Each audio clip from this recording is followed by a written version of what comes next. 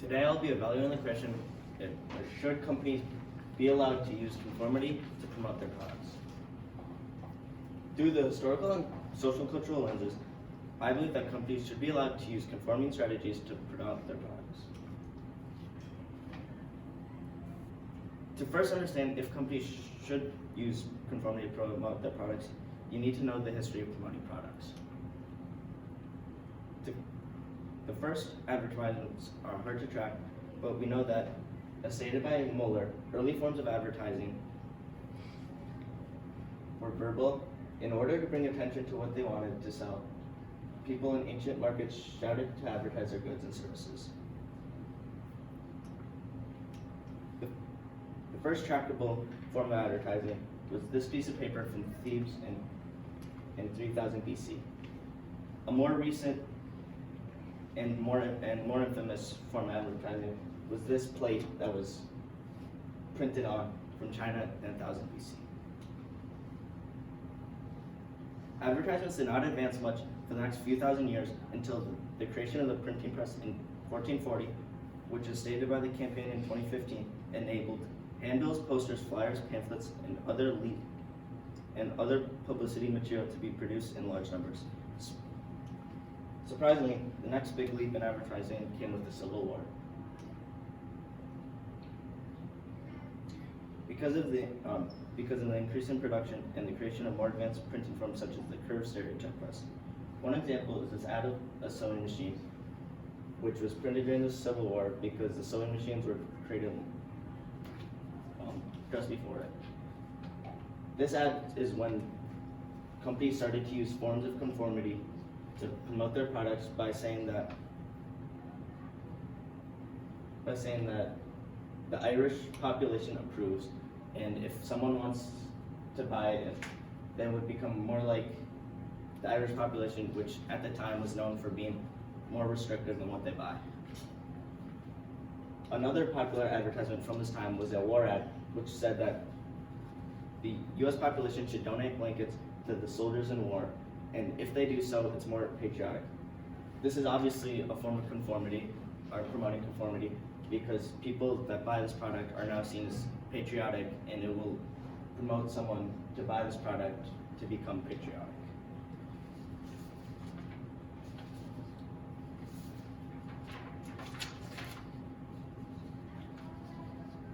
The next big leap also came with the war, and it came with the World Wars I and II and the creation of the radio.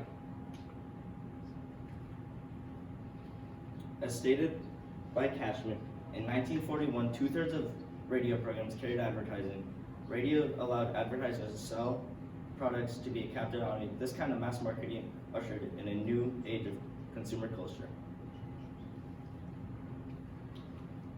This then led to the 1960s, which was the golden age of advertisements, and companies started using more conformity-based strategies. One example is this Coke ad that has Amelia Earhart saying that your thirst takes wings, assuming that she uses Coke to better her flying, and it makes people think that if they drink Coke, their performance in whatever they do will be enhanced. Another example of this is Jell-O ad, which states that it is America's favorite dessert, which manipulates the viewer into thinking that they will become more American for having it and less if they do not, and which will try to make them buy the product. An example that shows the ugly side of advertising is this person dressed like a doctor that recommends the brand of cigarettes known as Lucky's. This ad tries to make people conform to the idea that this doctor recommends this product, so it must be safe and safer than other products, other of the same products. Today, these topics are taking the stream with the introduction of the World Wide Web and social media, which holds ads everywhere. To completely understand if companies should be allowed to use conforming tactics to advertise products, we must look into the social cultural lens. Best way to analyze the population's response to ads is to analyze commercials at the biggest stage and the response, such as the Super Bowl, where the average cost for a 30-second ad was $6.5 million. It also had one of the largest viewing events, which meant that more people are seeing ads, with 208 million viewers at the Super Bowl. One example of a Super Bowl ad was this ad for FTX that shows antagonized Larry David for not joining FTX, and then at the end puts a slogan, "Don't be like Larry." This ad uses conformity strategies because it tells the population that they will miss out if they do not use this product and could miss out on big profits.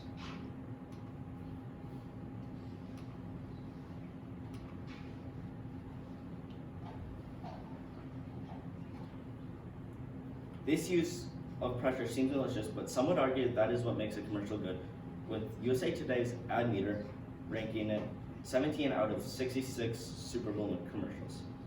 The Super Bowl and commercials are not the only platform for companies to promote their products, with many new ways becoming popular today. One of these new ways is the fast fashion industry, which popularized using famous celebrities on social media to promote their products and try to make audience.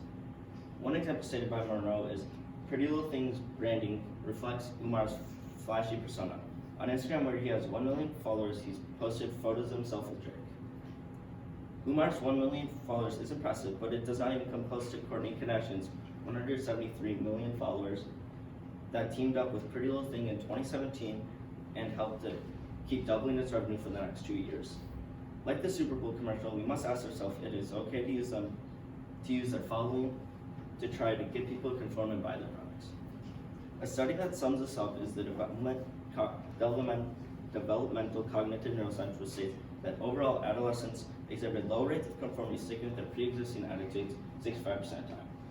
In conclusion, because advertisements that want to conform to adolescents are normally well liked, and people such as adolescents are more likely to stay with their existing opinions instead of conforming, companies should be allowed to use conforming strategies to promote their products. All right, thank you.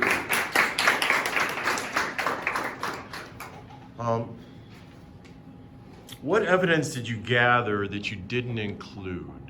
And why did you choose not to include it?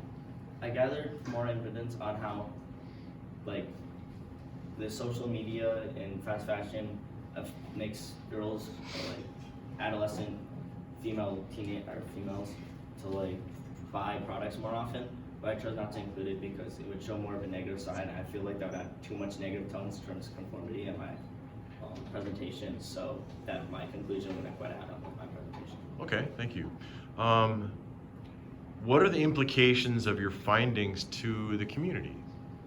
Implications show that people think that these ads are very manipulative sometimes, and that it really can be, if someone's prone to be manipulated, it'll happen, but overall, most of the population does not conform to these ads.